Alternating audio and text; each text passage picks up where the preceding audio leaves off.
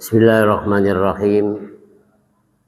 Assalamualaikum warahmatullahi wabarakatuh. Alhamdulillah alladzi arsala rasulahu bil huda wa dinil haqq liyudhhirahu 'alad dini kullih walau karihal kafirun.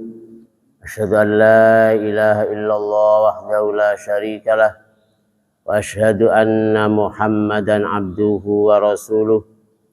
Allahumma salli wa sallim wa barik ala nabiyil karim Muhammad wa ala alihi wa sahbihi wa man sara li nahjihi ila yaumiddin. Amma ba'du. Bapak, ibu-ibu, jamaah salat subuh rahimakumullah. Bersyukur pada Allah Subhanahu wa taala, alhamdulillah kita masih diberikan nikmat panjang umur, sehat walafiat, diberikan nikmat iman wal Islam, nikmat kesempatan. Pagi ini kita masih bisa menunaikan salah satu kewajiban kita, sholat subuh di masjid yang mulia ini. Insyaallah mudah-mudahan semua rangkaian ibadah kita, puasa kita, sholat kita, tarawih dan tadarus kita, semuanya diterima oleh Allah Subhanahu wa ta'ala. Salawat ma'assalam semoga selalu tercurahkan kepada qudwah hasanah kita, Nabi besar kita Nabi Muhammad sallallahu alaihi wasallam, keluarga, sahabat dan semua pengikutnya, termasuk kita sebagai umatnya, selalu berupaya istiqamah mengikuti tuntunan dan ajarannya ila akhiril hayah. Jamaah rahimakumullah, kita melanjutkan kajian kita masih kaitannya dengan posisi makmum daripada imam. Di hadis yang lalu kita sampaikan bahwa perlunya kita meluruskan dan merapatkan shaf kita, dan kemudian juga sebagian sudah menyampaikan kaitannya dengan posisi makmum harus ada di sebelah kanan imam. Sekarang babul mar'ati wahdaha takunu saffan. Al mar'atu wahdaha takunu saffan. Bab makmum perempuan yang hanya satu orang. An Anas bin Malik qala sallaitu ana wa yatimun fi baitina khalfan Nabi sallallahu alaihi wasallam wa ummi Ummu Sulaim khalfana. Dari Anas bin Malik radhiyallahu anhu, ia mengatakan sallaitu ana wa yatimun fi baitina khalfan Nabi sallallahu alaihi wasallam wa ummi Ummu Sulaim khalfana. Dalam satu riwayat dikatakan bahwa Anas mengatakan, aku sholat wa yatimun, dan seorang anak yatim laki-laki fi baitina, di rumah kami. Kemudian khalfan Nabi SAW, bermakmum kepada Nabi SAW, wa ummi Ummu Sulaim khalfana, dan ibuku, kata Anas bin Malik, namanya Ummu Sulaim, khalfana, berada di belakang kami. Posisi makmum perempuan yang hanya satu orang itu boleh ada di baris yang belakang dan sendiri. Umpamanya ada satu orang saja perempuannya, maka tetap harus di belakang. Bahkan dihitung sebagai takunu soffan. Satu soft khusus adalah untuk perempuan walaupun hanya satu orang gitu.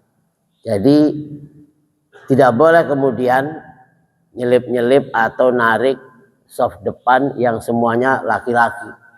Jadi kalau di dalam jamaah itu ada perempuan, maka harus soft perempuan ada di belakang. Apapun jabatannya, apapun kedudukannya, tetap perempuan harus ada di soft paling belakang di dalam urusan sholat. Walaupun perempuan itu hanya sendiri, kan itu harus ada di belakang paling akhir. Kalau semua jamaahnya perempuan, seperti dalam hadis kemarin bahwa yang ada di soft paling belakang harus ngambil soft depan satu orang atau masuk ke dalam soft depan. Tidak boleh sholat sendirian ada di paling akhir. Harus ada temannya kan itu. Tapi kalau perempuan tetap dihitung satu shaf. Nggak boleh nyampur bergabung dengan shaf laki-laki kan itu. Kenapa? Karena memang supaya tidak menimbulkan fitnah. Kalau laki-laki satu shaf bau kaki dengan kaki nempel dan sebelahnya adalah perempuan, akan menimbulkan fitnah kan itu ya. Yang dalam urusan ibadah saja, urusan sholat tetap perempuan harus ada di belakang ya, di belakang, nggak boleh satu baris satu shaf dengan laki-laki, apalagi di depan shaf laki-laki, bahkan harus di belakang kan itu. Ini dalam urusan ibadah, apalagi di luar ibadah. Orang kalau lagi sholat itu pasti tujuannya sholat. Nggak ada tujuan sambil melihat perempuan. Kan itu. Sudah berangkat dari rumah itu nawa itu untuk sholat. Nah, itu. Walaupun seandainya di dalam masjid itu banyak jamaah perempuan. Kayaknya nggak ada yang tujuannya mau lihat perempuan gitu. Tujuannya mau sholat. Walaupun sebetulnya di hadis tentang hijrah, ya ada orang yang berangkat hijrahnya itu karena perempuan. Jadi faman kana hijratu ilallahi wa rasuli fa hijratu rasuli. Kalau hijrahnya karena Allah dan Rasulnya maka itu memang benar. Tapi ada yang hijratuhu lidunya yusibu wa abatan yankihuha. Ada yang hijrahnya itu karena harta atau karena perempuan. Tapi insya Allah kita semua berangkat sholat, baik sholat subuh, sholat tarawih, tetap tujuannya adalah mardhatillah, bukan karena mau lihat jamaah perempuan. Sehingga dalam aturan sholat berjamaah maka shaf perempuan harus ada di paling belakang. Walaupun sendiri hanya satu orang tetap harus di belakang. Kalau laki-laki semua maka tidak boleh ada seorang makmum yang ada di paling belakang kan itu. Ini adalah dalam rangka menjaga fitnah.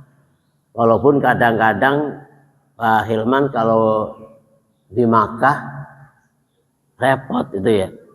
Repot misahin antara perempuan sama laki-laki, apalagi yang suami istri. Ditinggal suaminya ke depan, pulangnya nggak ketemu gitu kan. Bareng-bareng diusir sama petugas, nggak boleh ada laki-laki satu shaf dengan perempuan. Dan itu walaupun pamannya daripada istrinya lepas sehingga mengelabui petugas dengan pakaian-pakaian perempuan biar ada di jamaah perempuan, itu pun nggak boleh. Jadi haram nyampur berada di shaf perempuan bagi laki-laki kan. Walaupun dalam posisi umpamanya sempit tempatnya, diatur-atur supaya tetap perempuan harus ada di belakang shafnya laki-laki. Di sini kasusnya adalah Anas bin Malik, sholat bermakmum kepada Rasulullah SAW. Anas dengan satu anak lagi namanya satu anak yatim, sama-sama laki-laki, dan di belakang adalah ibunya Anas, Ummu Sulaim. Jadi makmum imam, di belakang ada makmum laki-laki 2 orang, dan paling belakang adalah makmum perempuan 1 orang. Tetap tidak boleh gabung di barisannya laki-laki kan. Bab maimanatil masjid wal imam. An Ibni Abbasin radhiyallahu anhu qala qumtu lailatan usalli an yasarin Nabi sallallahu alaihi wasallam fa akhadha bi yadi aw bi adudi hatta aqamani an yaminihi wa qala bi yadi bin wara'i. Dari Anas dari Ibni Abbas radhiyallahu anhu qala qumtu lailatan min yasarin Nabi sallallahu alaihi wasallam. Pada satu malam di sholat tahajud, Ibni Abbas radhiyallahu anhu sholat di samping kirinya Rasulullah Shallallahu Alaihi Wasallam, karena memang dari awal tidak mau ngikut, ya masih ketiduran. Begitu ada Rasulullah sholat langsung dia bangun wudu dan sholat. berdirinya ada di sebelah kiri Rasulullah SAW. Fakhadha biyadayya, maka Rasulullah memegang tanganku, au bi'adudi, atau dalam satu riwayat dari pundakku, kan itu. Hatta aqamani an yamini, sehingga Rasulullah membawaku ditaruh posisinya di sebelah kanan. Kalau mulai dari awal sudah ada yang makmum mah, ya sebelum sholat diomong, Pak, sebelah kanan, gitu ya. Jadi kalau memang posisi makmum adanya memang datangnya sebelum pelaksanaan sholat, tinggal diomong. Ketika mau sholat dilihat kalau makmum sebelah kiri, tinggal diomong, Pak, sebelah kanan. Nempel dengan kakinya imam, kan itu. Kalau memang sendiri, kan itu.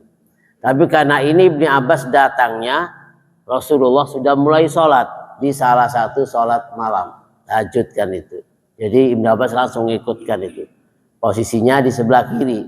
Fakhadha biyadi, maka Rasulullah memegang tanganku. Kebayang nggak? Lagi sholat memegang tanganku. Au adudi, atau pundakku. Hatta aqamani an yami, sehingga ia memposisikanku di sebelah kanannya.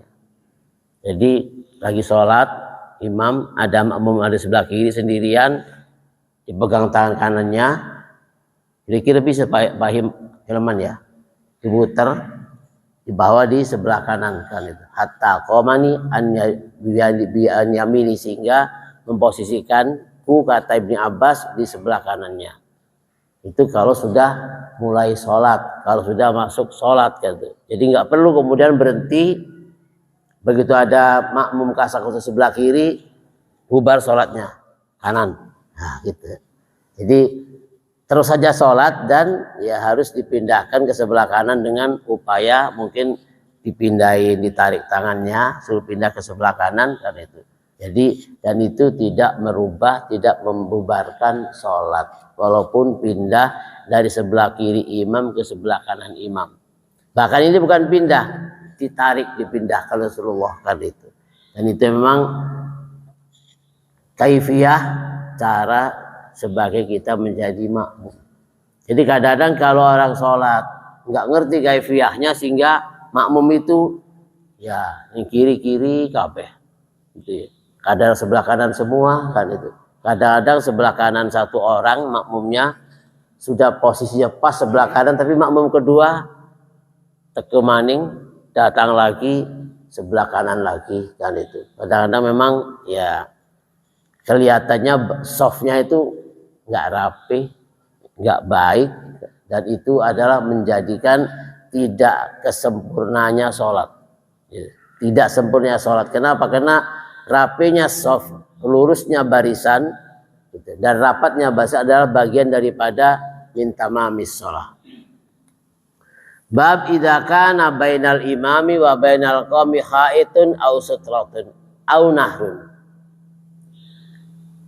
Apabila makmum terhalang dengan tembok atau apa seperti ini, tirai, hijab, gitu. Qala Al-Hasanul Basri, la ba'sa an tusalli bainika wa bainal imami nahrun. La ba'sa, tidak ada masalah sholat makmum antara imam itu terhalang dengan tembok, atau terhalang dengan tirai, atau terhalang dengan sungai. Umpamanya ya terhalang dengan sungai, kan itu. Di sini dikatakan ya tamu bil imami wa in kana bainahuma tariqun aw jidarun idza sami'a takbiral imami. Boleh seorang makmum ya bermakmum kepada imam walaupun antara imam dan makmum itu terhalang jalan atau tembok atau sungai atau apapun, tapi syaratnya idza sami'a takbiral imami, apabila makmum itu mendengar suara takbirnya imam.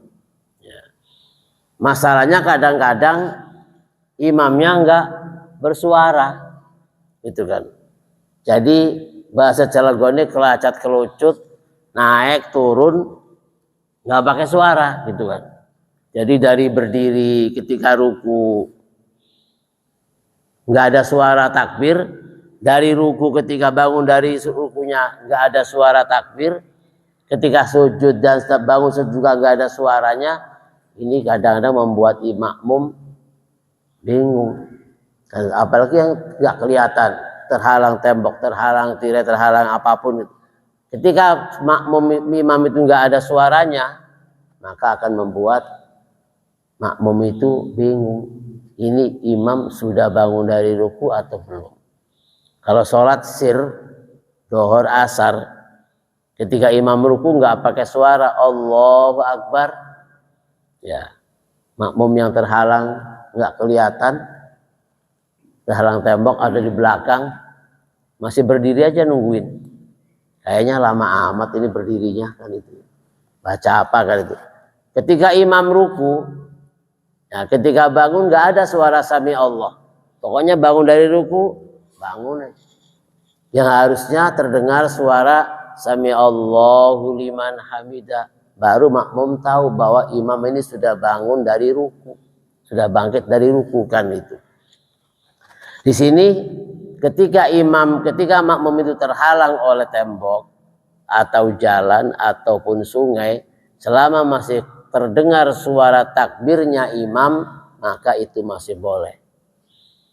Ya, ketika sholat lebaran di masjid ini, ya jamaah yang terlambat, yang datanya telat, mungkin sholatnya di belakang rumah. Ya, garis ini kan itu, kehalang tembok kan itu. Di Masjidil Haram, ya ada garis 2 kilo makmumnya dari masjid itu. Ya. Dari masjid itu jauh, mungkin lebih dari 1 kilo sampai 2 kilo itu jauh masih ada makmum ke jamaah ke imam yang ada di Masjidil Haram. Kalau masalah kedengaran memang ya sound sistemnya, soundnya banyak sehingga walaupun makmum itu ada 1 kilo dari masjid masih kedengaran suara imam. Dan itu banyak yang makmum ke Masjidil Haram walaupun posisinya sudah jauh dari masjid, terhalang gedung, terhalang jalan, itu masih boleh kan itu. Nah, yang apa? Yang lebih minterin, ya kenapa? Orang-orang yang dapat hotelnya depan masjid. Gimana Pak Helman? Katanya supaya dekat ke masjidnya. Yang dapat hotelnya di depan masjid. Zam-Zam Tower, Hilton gitu ya. Nah, biar dekat dengan masjid tapi gak ke masjid. Sholatnya di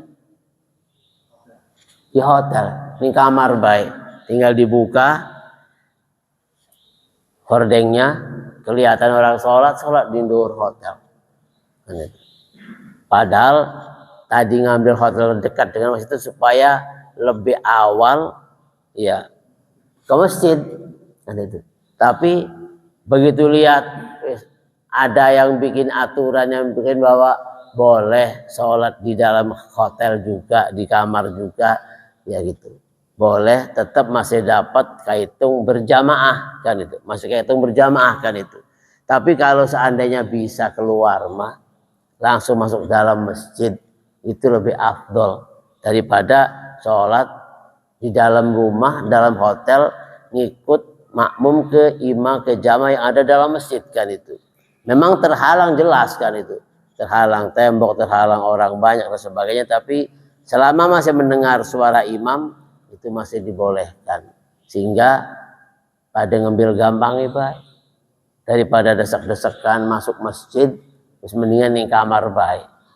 Padahal tadinya mengambil hotel lebih dekat itu supaya lebih banyak ke masjid, tapi malah urut di masjid-masjid. Ini rumah baik sholatnya kan itu, ya. Di rumah aja sholatnya kan itu, dan itu banyak kan itu. Padahal afdolnya memang harus di masjid kan itu. Dalam hadisnya dikatakan, An Aisyah taqalat, kana Rasulullah sallallahu alaihi wasallam yusalli minal laili fi hujratihi wa jidarul hujrati qasirun fara'an nasa saksan Nabi sallallahu alaihi wasallam faqama unasun yusalluna bi salatihi Fasbahu fatahaddatsu bidzalika faqama lailata tsaniyah faqama ma'u nasun yusalluna bi sholatihi sana'u dzalika lailatani aw salasata layalin hatta idza kana ba'da dzalika jalasa Rasulullah sallallahu alaihi wasallam falam yakhruj falam asbada qala dzalika an-nas faqala inni khasyitu an tuktaba alaikum sholatul lail. Kasusnya adalah dari Aisyah radhiyallahu anha, kana Rasulullah sallallahu alaihi wasallam yusalli minal laili fi hujratihi. Pernah Rasulullah sallallahu alaihi wasallam salat malam fi hujratihi di dalam kamarnya. Kasusnya begitu. Wa jidarul hujrati qasirun, dan tembok kamar itu pendek. Ya, Rasulullah salat di kamarnya dan tembok kamarnya pendek. Jadi kelihatan. Ya. Fara'an nasu saksan nabi, maka orang-orang melihat Rasulullah sedang sholat.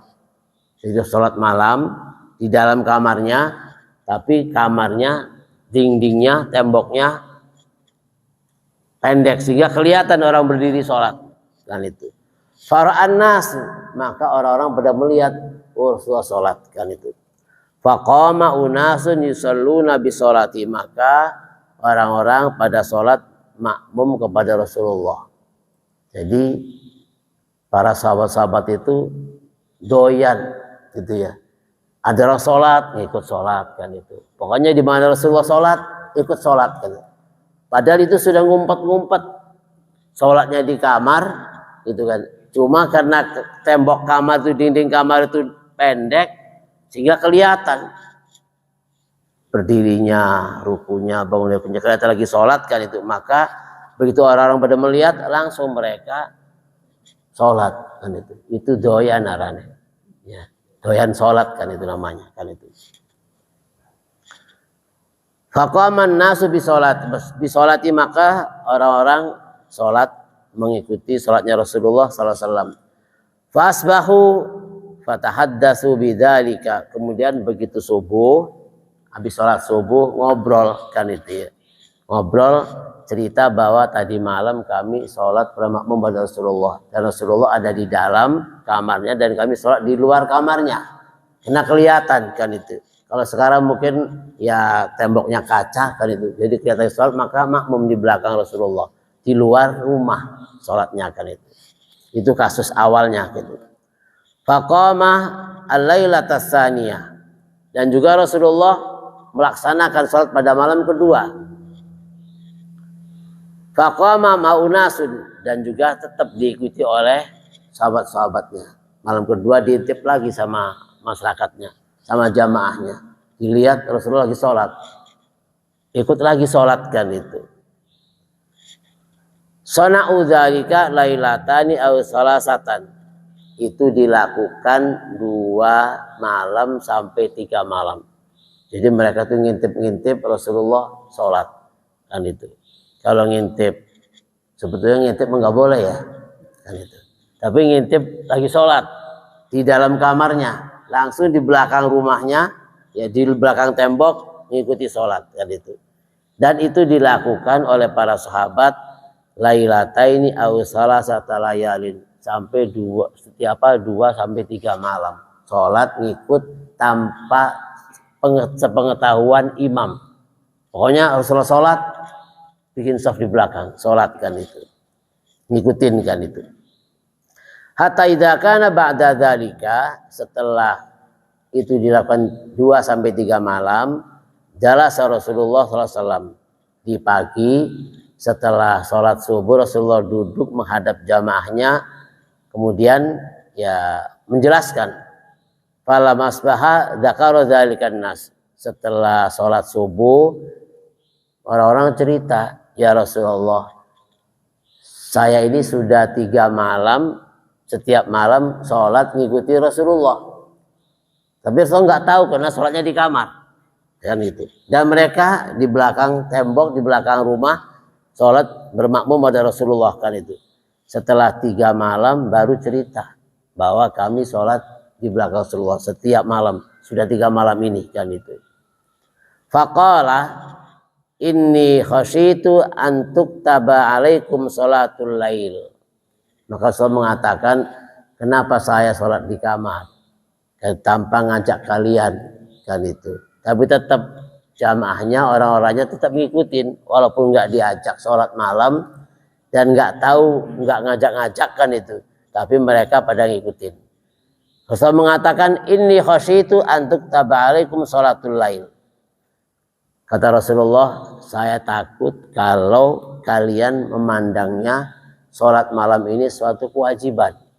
Maka sengaja Rasulullah ngumpet-ngumpetkan itu. Kalau bagi Rasulullah SAW sholat malam ya anggap saja wajib. Kenapa? Belum pernah satu malam pun tidak sholat malam. Setiap malam sholat malam. Kalau kita paling banter kalau Ramadan terawih. Mungkin juga sudah pernah bolong kan itu. Tapi yang Rasulullah yang namanya qiyamul lail itu bagian daripada suatu keharusan yang belum pernah Rasul tinggalkan. Nah sehingga supaya nggak dianggap itu suatu kewajiban maka sholatnya di dalam kamar. Kan itu cuma karena kamarnya ya sangat sederhana, kelihatan dari luar, begitu lagi sholat ya kelihatan berdirinya, rukunya, sujudnya kan itu. Maka orang-orang pada ngikutin, nggak bilang-bilang, nggak usah ngomong-ngomong, pokoknya masing-masing sholat di belakang Rasulullah, tapi di belakang rumah, di penghalang tembok kan itu. Itu dilakukan sampai 2 sampai 3 hari, 3 malam kan itu. Setelah 3 malam baru cerita habis sholat subuh, ya sebetulnya kami ini sudah 3 malam ngikuti Rasulullah sholat malam. Di mana? Di belakang rumah kan itu. Maka saya mengatakan inni khasyitu, saya kenapa sholat di dalam kamar karena takut kalian menganggapnya bahwa ini suatu kewajiban. Itu. Bahkan sholat taraweh pun, ya, sholat taraweh Rasulullah SAW berapa kali sholat tarawehnya dalam sebulan? Hanya 1 malam. Datang ke masjid malam pertama sholat taraweh, besoknya nggak muncul lagi. Dan itu. Kalau sekarang Pak Hilmannya nggak muncul, DKM-nya nggak muncul gitu kan. Wih, DKM dia sholat tarawih cuma sekali doang. Rasulullah SAW kenapa sholat malam, sholat tarawihnya hanya sekali? Kan itu ya. Karena khawatir kalau setiap malam harus sholat tarawih, maka takut dianggapnya sholat tarawih ini wajib. Maka saya menghindar cuma sekali sholat tarawih 1 malam saja, besoknya sholat tarawih tapi di rumah. Bukan kemudian nggak sholat, tapi sholat tarawihnya di rumah. Kenapa? Takut nanti kalau jamaahnya, sahabatnya menganggapnya bahwa ini kewajiban. Buktinya Rasulullah setiap malam sholat tarawih kan itu. Nah kalau kita imamnya mundur, ya jangan sering-sering tarawih gitu. Kenapa? Takut dikira kalau ustadznya rajin tarawih nanti dianggapnya ini wajib. Jadi jamaah itu ngikuti bagaimana ustadznya. Kan itu. Kalau sahabat Rasulullah ya mengikuti sebagai qudwah, sebagai teladan dan imamnya. Tapi kalau giliran ikuti ustadznya nggak terawih. Kenapa ustadz aja nggak terawih kan itu? Padahal tetap terawihnya di rumah kan itu. Kenapa? Khawatir itu dianggap bahwa suatu kewajiban kan itu. Jadi termasuk sholat sunnah, sholat qiyamul lail memang afdolnya di rumah kan itu. Cuman kalau sudah sampai rumah, nanti ini sholat suruk di rumah aja lah gitu ya. Ya suruk karena ini sekolah umam, wis awan gitu kan. Jadi tetap harus kita lakukan walaupun memang ya pertama kenapa harus di rumah? Pertama menjaga kekhusyuan. Ya. Khusyuk kalau di dalam masjid mungkin banyak yang dilihat, banyak yang didengar, maka sholat di rumah dalam ruangan yang mungkin sederhana tapi nggak ada yang dilihat, khusyuk. Yang kedua menjaga sifat riya. Khawatir kalau di masjid banyak yang ngeliatin, kenapa? Rajin sunnahnya gitu. Tahajud di masjid kan itu dilihatin sama orang yang lain, habis selesai tahajud bilangin bapak merajin tahajudnya kan itu. Khawatirnya muncul sifat riyanya kan itu. Jadi dilaksanakan di dalam rumah kan itu. Sholat malam kan itu. Bab sholatul lail. bab sholat malam. Jadi urusan imam makmum selesai. Sebelum pindah ada yang ditanyakan urusan makmum dengan imam posisinya, shaf harus rapat, harus lurus, antara bau dengan bau yang lain, sebelah kanan kirinya harus nempel, kaki dengan kaki harus nempel, itu adalah min tamamis shalah. Kalau hanya satu orang maka harus ada di sebelah kanan imam, nempel kakinya dengan kaki imam. Kalau memang satu orang terakhir, ya terakhir sendirian di belakang, harus masuk ke shaf yang ada, nyari posisi mana yang bisa masuk. Kalau memang sudah nggak bisa masuk, ambil satu orang dari depan untuk teman di belakang, kan itu. Kalau yang diambil mau, kan itu. Kalau nggak mau, cari yang mau, kan itu. Cari yang mau siapa, kan itu. Ya. Kemudian kalau softnya, kalau yang di belakang itu perempuan, maka tetap harus sendiri, nggak boleh masuk ke dalam soft depan laki-laki atau narik laki-laki dari depan, kan itu.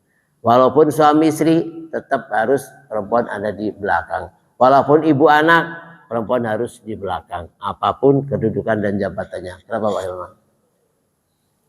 Ada pertanyaan? Bisa untuk sholat berjamaah perempuan di belakang saja. Iya. Tapi ada kali perempuan juga jajar dengan laki-laki, tapi ada hijab. Ya.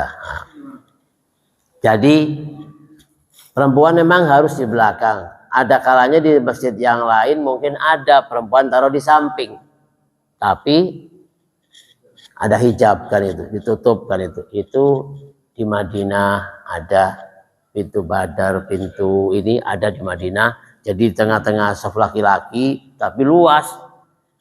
Ya segini nih, kan itu. Shaf laki-laki, kemudian di sebelah kanannya atau sebelah kirinya ada shaf perempuan, tapi terhalang tembok. Itu boleh, walaupun sejajar, kan. Umpamanya di luar ada shaf perempuan gitu, tapi kosong, kan itu, nggak ada shaf laki-laki, maka dibikin shaf perempuan masih terhalang. Hanya afdolnya, utamanya tetap harus di belakang. Khawatir kalau di samping, walaupun kehalang kaca, gitu kan ya, kehalang kaca, khawatir ya Pak Mul lirik gitu kan. Ya siapa sih yang di sebelah kanan, kan itu, siapa yang sebelah kiri, kan itu ya. Kalau di samping itu ya maka harus di belakang, kan itu. Jadi nggak boleh di samping, walaupun itu suami istri, kan istrinya tetap kalau di Mekah diusir, kan itu ya.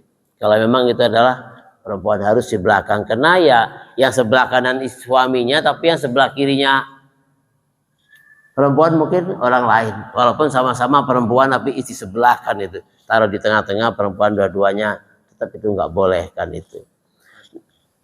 Kalau ini kan di sana yang akan rapat, lurus rapat. Ya. Kalau di sini kan mungkin bisa ya, tiangnya kecil bisa kalau yang tiangnya gede-gede dan selah-selahnya ini bisa diisi satu shot, itu penjelasannya seperti itu. Ya, jadi kalau shop yang sudah ada sekarang ini kan sudah ada karpetnya. Nah kira-kira kalau nggak muat antara karpet dan karpet berikutnya, tengah-tengahnya ada tiangnya, bolehkah dipakai soft? Boleh.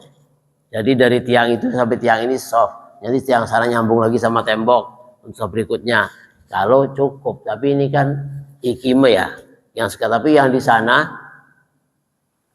tiangnya gede. Masjid mana Pak? Yang udah lihat tiangnya kerangkul gitu, besar tuh, gitu ya.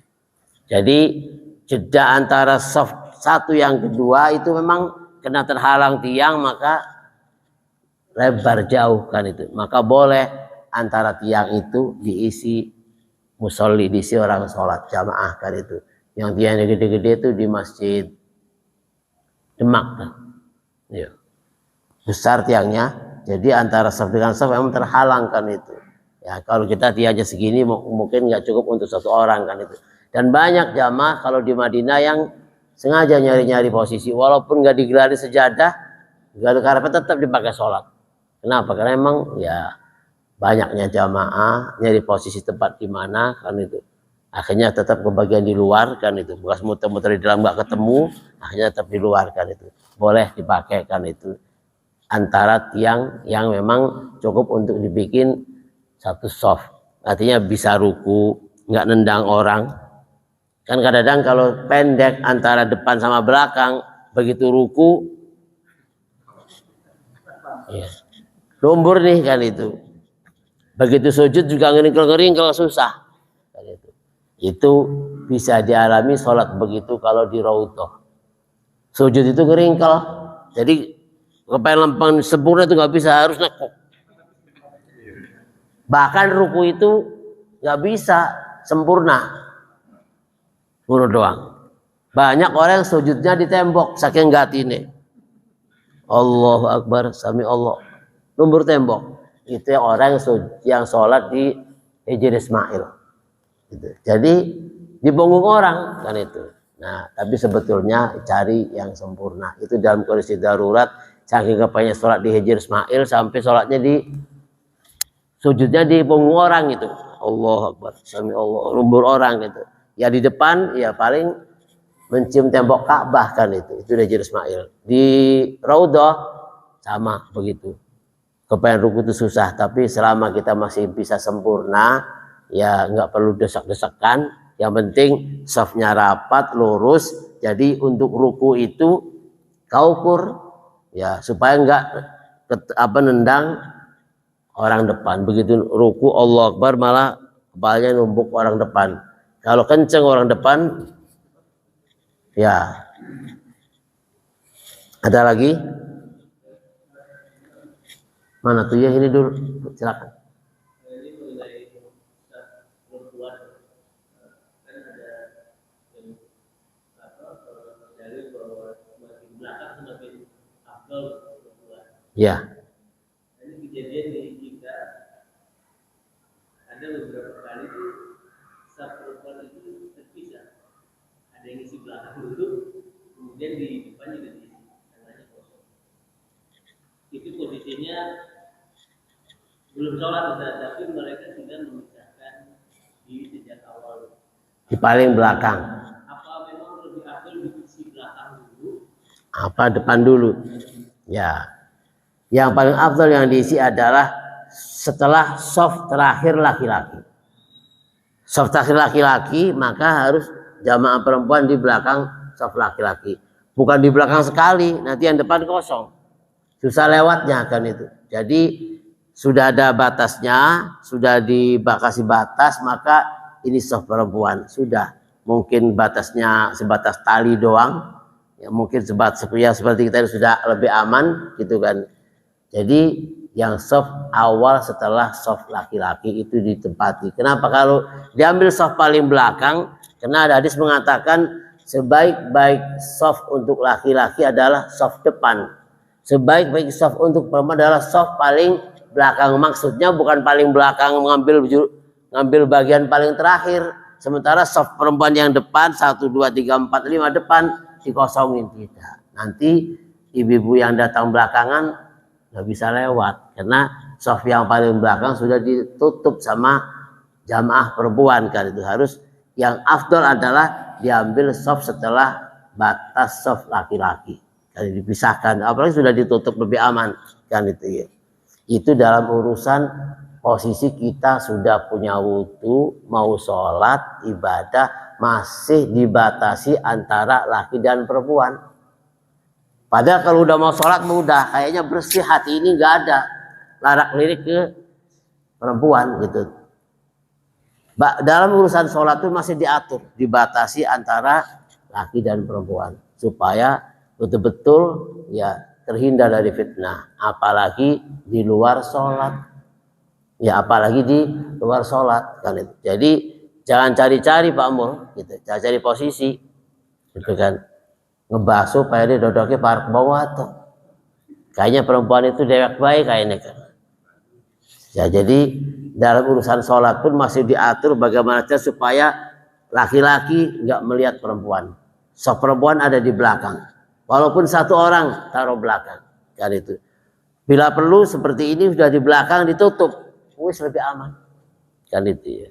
Jadi nggak ada orang sholat larak-lirik ke belakang kan itu, sudah ditutup kan itu. Itu dalam hal yang sudah betul-betul orang itu berangkat mau ibadah, berangkat mau sholat dalam kondisi suci, sudah bersih, tetap masih dijaga. Jangan sampai ada fitnah kan itu. Jangan sampai kemudian begitu di sebelah kiri, sebelah kanan ada perempuan, ya malah terawih dodok baik.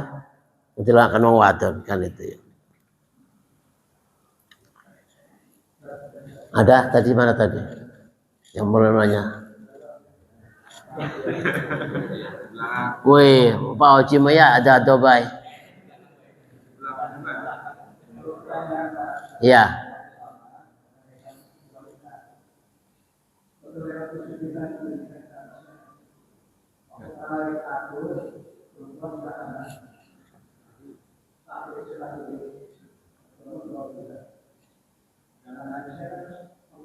Ya. Jadi laki-laki di bawah, sebelah kanan perempuan, sebelah kiri laki-laki. Larak lirik enggak? Larak lirik kan itu. Jadi seperti tadi ditanyakan sama Pak Hilman, ya ada masjid itu yang jamaah perempuannya bukan di belakang tapi di samping, tapi ditutup. Di samping tapi ditutup gitu ya. Artinya ditutupnya tutup gelap, bukan tutup jarang-jarang. Ini kan kelihatan tuh jarang-jarangnya gitu. Ya, sebetulnya itu dalam rangka menjaga aman dari fitnah. Sebab kalau ya sudah apa namanya melihat gitu kan, khawatirnya yang pinggir itu siapa itu tuh, yang di depan itu siapa itu kan itu. Jadi sholatnya itu yang depan siapa, jarang lihat kok. Yang mungkin nanya nyala itu siapa kata. Maka sholatnya bukan mikirin zikrullah, malah mikirin yang sebelah pada. Kalau jauh begini Pak Oci mungkin masih bisa aman, jauh gitu. Artinya perempuan itu sudah pakai mukena rapih, nggak kelihatan ya wajahnya dan ngadep ke kiblat, bukan ngadep depan laki-laki, nggak, kecuali ada depan gitu kan ya. Pasti yang baris pertama siapa, yang kedua siapa, yang ketiga siapa kan. Masa iya sih soal ngitung-ngitungin orang yang itu yang baris pertama siapa, yang baris kedua siapa gitu tuh. Kecuali Pak Oci nyari istri saya yang sebelah mana ya, apa baris satu atau baris dua kan itu. Karena sering saya ngobrol sama orang Arab itu sering ketuker jemput istri masuk mall gitu kan ya, suaminya nungguin di luar itu kan, di mobil nungguin istrinya belanja kan, semua pakai cadar dan bajunya semuanya hitam dan hampir sama gitu kan. Jadi begitu lama nggak keluar gitu kan, akhirnya suami itu masuk ke mall dicari istrinya gitu, lama amat sih belanja gitu kan. Jadi lagi milih-milih ditarik tangannya, diajak pulang gitu kan, ternyata salah gitu kan. Salah dilihat bajunya hitam, ya tingginya mungkin hampir sama lah orang Arab begitu kan, sendalnya itu juga kan. Jadi lagi milih-milih tarik ajak pulang kan itu. Ya marah-marah perempuannya kan itu. Kok kenapa narik saya kata, padahal itu ketuker doang kan itu. Jadi kalau baju perhatiin yang mana isi saya sebelah mana ya kan itu. Jadi ya selama masih aman Pak Oji masih boleh. Yang penting yang sebelah kanan, sebelah kiri nggak usah tengok-tengokan. Begitu salam, assalamualaikum warahmatullahi wabarakatuh, ya itu nggak boleh gitu. Ya. Yang afdal memang di belakang gitu. Ada ayatnya dua apa tuh?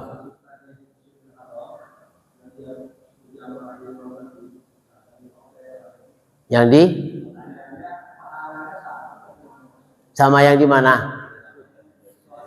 Ya. Yang sholat yang di teras, yang sholat di jauh dari masjid 1 kilo 2 kilo masih banyak yang berjamaah kepada Masjidil Haram. Pahalanya sama enggak? 1 rakaat sama dengan lebih baik daripada 100.000 rakaat. Bahasanya sholat, hadisnya sholat as-sholatu fi Masjidil Haram. Sholat di Masjidil Haram. Ya bukan di Makkah. Sholat di Masjidil Haram. Yang sholatnya di Masjidil Haram itu nilainya 1 rakaat sama dengan 100.000 rakaat. di Masjidil Haram, lafadz hadisnya, bukan di Makkah. Kalau di luar ya mendapat sholat berjamaahnya. Kenapa? Karena memang sudah di luar masjid, walaupun masih namanya tanah haram. Ada orang yang mengatakan yang penting masih ini Makkah. Senajan ke kamar ke masih kaitung sholat di Masjidil Haram, masih Mekah kan itu. Sehingga setiap waktu sholatnya ini kamar baik. Ya kenapa? Sama aja di rumah ke di kamar ke. Kenapa? Karena ya masih tanah haram, itu salah, nggak boleh. Harus kalau memang ingin mendapatkan banding 100.000 rakaat harus di Masjidil Haram. Ya, walaupun masih ada di halamannya, masih halaman Masjidil Haram. Tapi kalau sudah luar pagar, ya sudah. Cuma mendapat nilai pahala berjamaah. Ada orang yang mungkin kasihan sama orang tua, gak usah bolak-balik ke Masjidil Haram, sampai kata pembimbingnya, sama aja bu, sholat di kamar juga. Gak usah ke Masjidil Haram, padat. Banyak orang takut hilang, takut injak-injak, wis di kamar aja sama, pahalanya sama sholat di Masjidil Haram. Gak sama, itu lagi supaya orang ini jangan keluar dari kamar. Kenapa? Nyarinya susah. Kalau keluar ini ngacak kemana-mana, apalagi saya Masjidil Haram, maka wis ning kamar be sholati padu baik jaraiku. Akhirnya ini kamar baik, sebetulnya itu nggak boleh kan itu. Ya sekali-kali diajak ke Masjidil Haram supaya pernah sholat di Masjidil Haram kan itu. Wis ya, lanjut ya. Bab sholatul lail. An Aisyah radhiyallahu anha an Nabi sallallahu alaihi wasallam kana lu khasirun yabsutu bin nahar wa yahtajiruhu bil laili fasaba ilainasun fasallu wara'ahu. Dalam satu cerita dikatakan dari Aisyah radhiyallahu anha bahwa Nabi sallallahu alaihi wasallam memiliki tikar, punya tikar gitu ya. Yabsutuhu bin nahar, itu dibuka, digelar ketika siang buat sholat zuhur, sunnah-sunnahnya, buat sholat asar, sampai maghrib kan itu. Wayah tajiruhu bil laili, dan tikar itu dibuat kamar di waktu malam. Jadi lamun awan tikernya digelar buat sholat, ketika malam tikar itu dibikin kemah dibuatnya buat tidur kan itu. Dan fasaba ilaihin nas, kemudian banyak orang ngeliatin. Rasulullah itu ternyata di dalam tendanya itu bukan tidur tapi sholat. Fasaba ilaihin nas, maka orang pada ngeliatin, oh lagi sholat. Fasallu wara'au, maka mereka sholat di belakang Rasulullah. Jadi itu sudah ngumpet-ngumpet masih dikejar karo jamaah ada sholat kan itu ya. Jadi kalau siang tikernya digelar buat sholat alas duduk kan itu. Begitu malam tikar ini didiriin gitu ya, dibikin tenda, walaupun nggak ada atapnya, cuma tikar aja melingkar gitu kan. Dikiranya oleh Rasulullah buat tidur. Ternyata di dalam lingkaran tikar itu lagi sholat Rasulullah, dan kelihatan oleh orang-orang bahwa Rasulullah lagi sholat, bukan lagi tidur. Maka mereka langsung bergegas untuk bermakmum pada Rasulullah. Doyane mau sholat gitu. Jadi kalau kita mau lagi sholat gitu, masing-masing. Tapi mereka betul-betul selalu berharap supaya selalu bermakmum pada Rasulullah. Jadi ketika sholat apapun nggak pernah nanya. Yang penting lagi sholat, ikut sholat. Gitu. Dan itu kenapa harus tertutup? Ya tadi itu menjaga penyakit riya. Kalau terbuka gitu ya, khusyuk kan itu kelihatannya, tapi khawatir di hatinya berbeda kan itu. Di doa di dalam surah Al-Mulk dikatakan qad aflahal mu'minun alladzina hum fi sholatihim khashi'un. Orang-orang beriman sangat berbahagia, beruntung kalau sholatnya khusyuk kan itu. Nah khusyuk itu memang ya sebetulnya kondisional, nggak harus sendiri, nggak harus ngumpet, tapi walaupun terbuka juga tergantung hati kita khusyuk dan tidak ada penyakit riya. Kalaupun ngumpet di kamar, kalau memang ada tidak khusyuk dan memang riya, terjadi saja walaupun sudah di kamar gitu kan. Bisa jadi rianya cerita, tadi malam saya sholat malamnya sekian jam, sekian rakaat, mulai dari jam 1 sampai subuh. Nah itu sama kan itu, walaupun sholatnya sudah diatur ngumpet di dalam kamar, bahkan dibuat tikar yang biasa buat tidur dipakai buat penghalang gitu, supaya bisa sholat tanpa dilihat orang kan itu.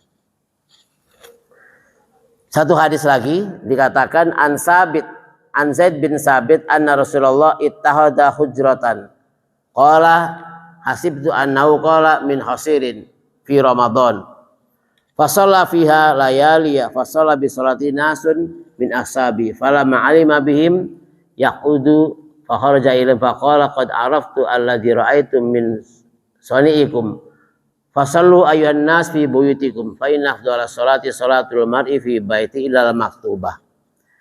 Pada suatu saat Rasulullah SAW ittahada hujratan, membuat sebuah tenda. Hasibtu anau min hasirin, aku kira bahwa tenda itu dibuat dari tikar. Ya sekarang mungkin tendanya bagus. Fi Ramadan, di bulan Ramadan. Fasalla fiha layaliya, maka sholat di dalam tenda itu beberapa malam. Ya karena memang dekat masjid rumahnya, maka di masjid dibikin tenda. Sholat di dalam tenda itu beberapa malam. Fasalla bi sholati nasun min ahsabi, maka para sahabatnya sholat dengan sholatnya Rasulullah, mengikuti sholatnya Rasulullah tanpa ada aba-aba. Rasulullah saya mengikut jadi makmum, enggak, langsung sholat di belakangnya. Falamma alima bihim, ketika saya tahu tentang para sahabatnya sholat di belakangnya, ja'ala yaqudu, Rasulullah duduk. Kharaja ilaihim, maka kemudian berbicara kepada sahabat-sahabatnya mengatakan, ra'aitu min sani'ikum, aku melihat kalian sholat di belakangku. Fasallu ayyuhan nas fi buyutikum, maka sholatlah wahai para sahabat di rumah-rumah kalian. Cuma memeluan gitu tuh. Maksudnya Rasulullah, jangan ngikutin saya, sholatnya di rumah masing-masing. Fa in afdalas sholati sholatul yaumi sholatul mar'i fi baitihi. Sholat yang paling utama adalah sholat seseorang di rumahnya, kecuali sholat wajib. Yang afdal itu sholat sunnah itu di rumah, kecuali sholat fardu harus berjamaah di masjid. Kalau sholat sunnah, baik sunnah qobliyah, ba'diyah, sholat tahajud, afdalnya adalah fi baitihi. Nah ketika mereka sahabat mengikuti Rasulullah, dibilangin sholatlah kalian di rumah masing-masing. Kenapa? Karena kalau berkerumun, sholat berjamaah, badal ini sholat sengaja ngumpet-ngumpet biar nggak diikuti, tetap mereka masih ikuti Rasulullah, maka dikatakan sholatlah kalian di rumah masing-masing. Kenapa? Karena sholat yang afdol, sunnah itu adalah afdolnya di rumah. Dan kalau memang kita mungkin, tapi kalau kita habis sholat zuhur di masjid, sholat sunnahnya di rumah, kira-kira bisa nggak gitu kan? Karena kalau sudah sampai rumah, apa? Ada aja gitu ya. Kan itu. Atau di jalan, perjalanan pulang dari masjid, ada yang ngajak ngobrol. Urus itu sholat sunnah. Maka ya diambil nyamannya, udahlah sholat sunnahnya di masjid aja, setelah sholat fardu langsung sunnah. Kan gitu ya. Tapi kalau pulang dulu ke rumah, ngambil hadis afdolus sholat, sholat yang paling utama sunnah itu adalah di rumah, khawatir pasti perjalanan ngobrol, pasti rumah langsung ada tamu, apa permisi ya mau sholat dulu, kayak ini orang enak ngomongnya ya, atau begitu nggak permisi lagi langsung sholat, jadi tamu ini menjawab balik sih masjid, kayak metu-metu kan itu ya, kan itu. Jadi ya kondisional, walaupun yang afdal harus di rumah, itu upayakan buat sholat malam saja di rumah. Kalau sholat yang rawatib, qobliyah, ba'diyah, tahiyatul masjid nggak mungkin di rumah. Ya, sholat tahiyatul masjid nggak mungkin di rumah, harus di masjid. Namanya juga sholat tahiyatul masjid, maka ya harus di masjid, jangan di rumah kan itu. Selainnya, selain rawatib, qobliyah, ba'diyah, ya afdalnya sholatnya di rumah. Kenapa? Lebih khusyuk, lebih konsentrasi, lebih nyaman, dan menjaga hati dari penyakit riya. Wallahu a'lam bishawab. Cukup ya. Mudah-mudahan ibadah Ramadan kita puasanya, tarawehnya, tadarusnya diterima oleh Allah Subhanahu wa taala. Dan kita sekarang sudah masuk ke hari yang ke 13 ya. Sudah hampir separuh, sudah ada di 10 hari kedua. Mudah-mudahan semuanya diberikan sehat walafiat, semangat imannya, sehingga tuntas ibadah Ramadan kita dengan maksimal. Amin ya rabbal alamin. Kita akhiri dengan hamdalah. Alhamdulillahirabbil alamin. Subhanakallahumma wabihamdika asyhadu an la ilaha illa anta astaghfiruka wa atubu ilaik. Wassalamualaikum warahmatullahi wabarakatuh.